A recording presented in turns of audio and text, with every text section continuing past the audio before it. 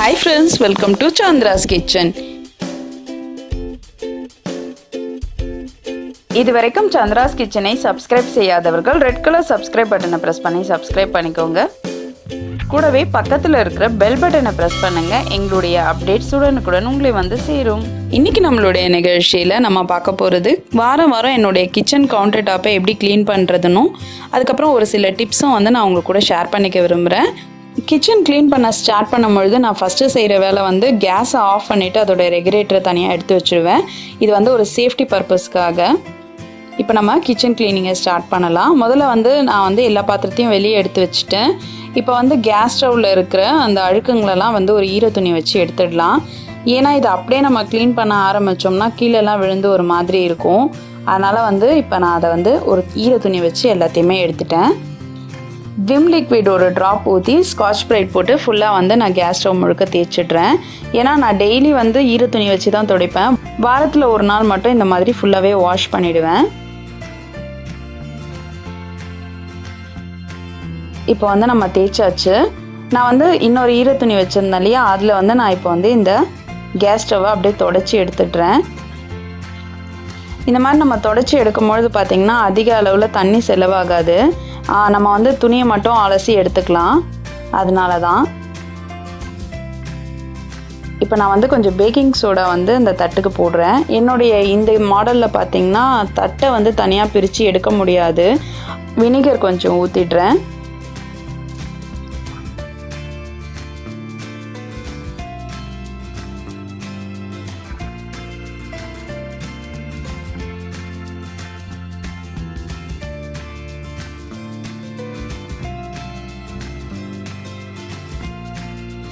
இந்த ஸ்டவ்வை நான் எடுத்து வேறு பக்கம் வச்சிடுறேன்.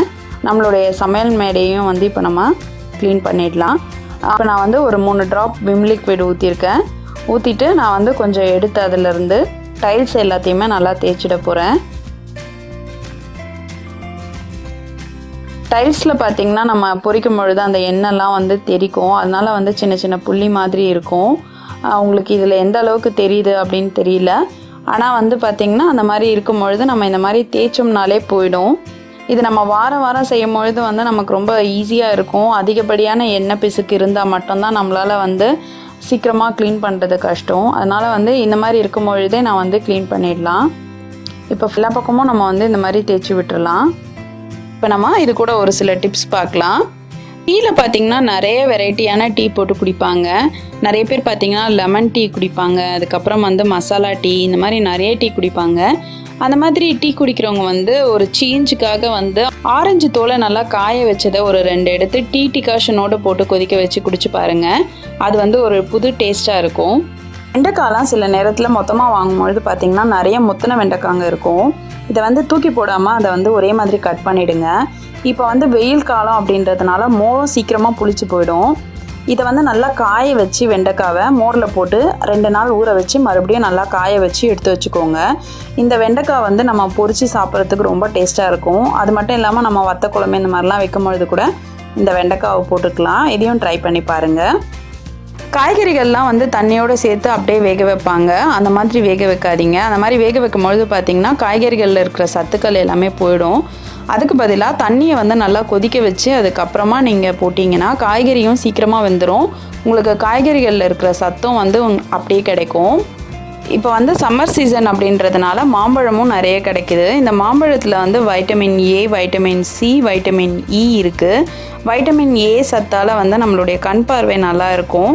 வைட்டமின் சி வந்து எலும்புங்களுக்கு ரொம்ப நல்லது. வைட்டமின் இ வந்து குழந்தைங்களுடைய வெயிட் இன்க்ரீஸ் பண்ணும்.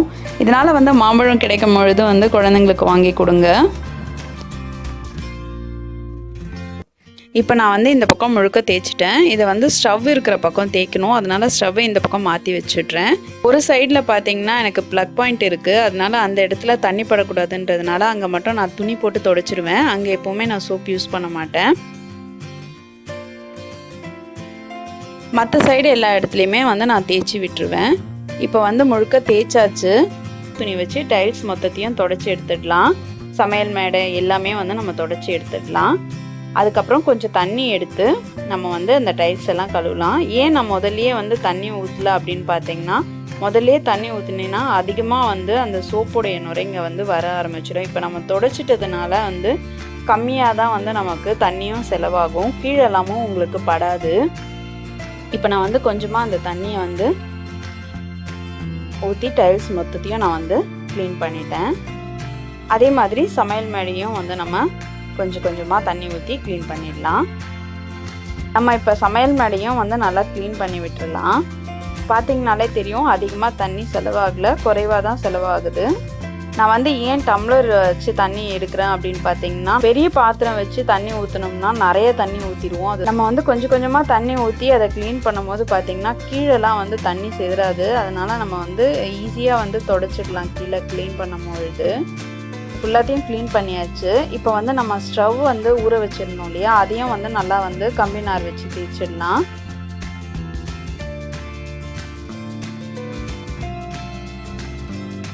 மேலே முழுக்க வந்து தேய்ச்சாச்சு. இப்போ நம்ம வந்து தண்ணி ஊற்றி முழுக்க வந்து அதை க்ளீன் பண்ணிடலாம்.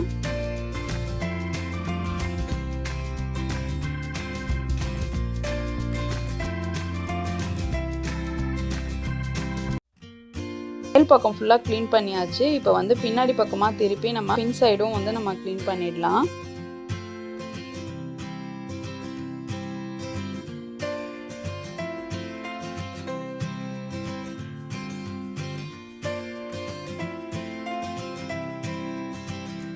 இப்போ பின் சைடும் க்ளீன் பண்ணியாச்சு. இப்போ இதை வந்து நம்ம எடுத்து ஓரமாக வச்சிடலாம்.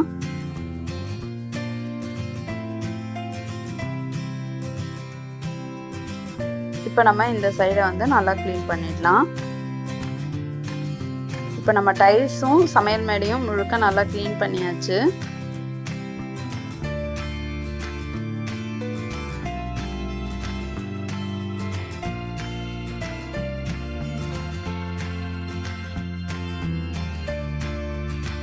இப்போ அடுத்ததான் நம்ம ஜிங்கை க்ளீன் பண்ணிடலாம்.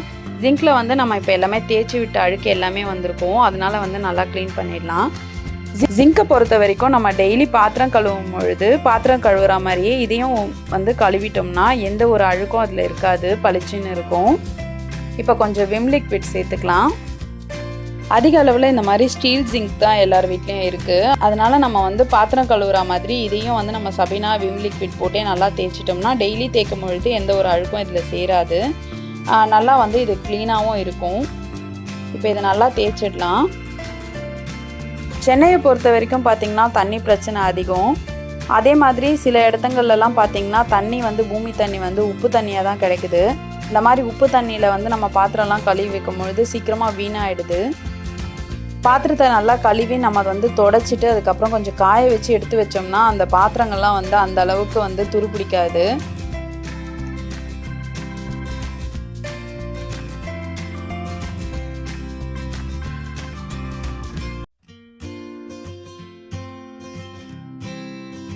அதே மாதிரி நம்மளுடைய டேப்பையும் நல்லா தேய்ச்சி கழுவிடலாம்.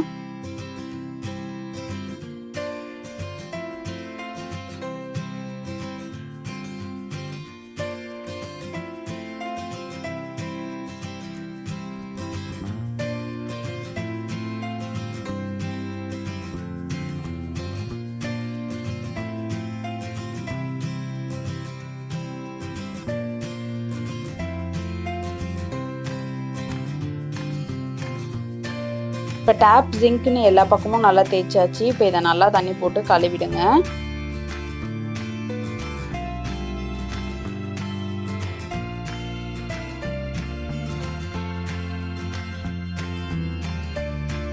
நம்மளுடைய ஜிங்கோடைய மேல் பகுதி நல்லா க்ளீன் ஆயிடுச்சு.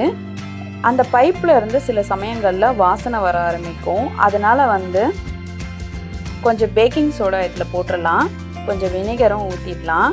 ஒரு 10 நிமிஷம் அப்படியே விட்டுட்டு அதுக்கப்புறம் வந்து நம்ம தண்ணி ஊற்றி இதை வாஷ் பண்ணிடலாம். இப்போ பார்த்திங்கன்னா ஜிங்கோடைய ஸ்மெல்லும் வராது, பூச்சிகளும் வந்து ஜிங்க்லேருந்து வராது. இப்போ நம்ம ஃபில்டரை வச்சிடலாம்.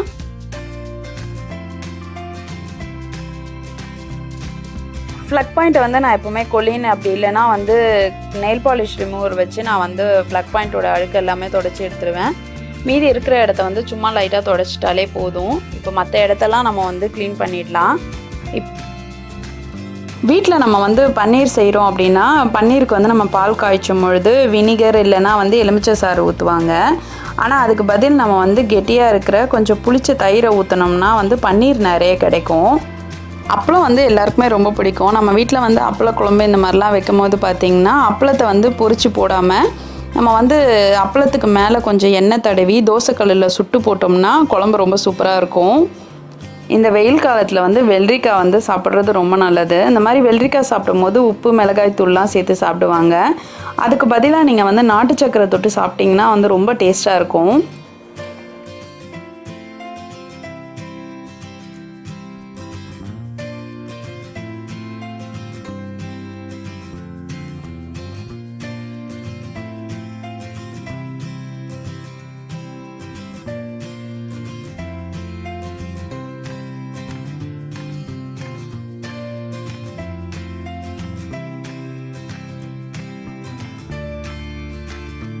இப்போ நம்மளுடைய சமையல் மேடையெல்லாம் க்ளீன் பண்ணியாச்சு, ஜிங்க் எல்லாமே க்ளீன் பண்ணியாச்சு.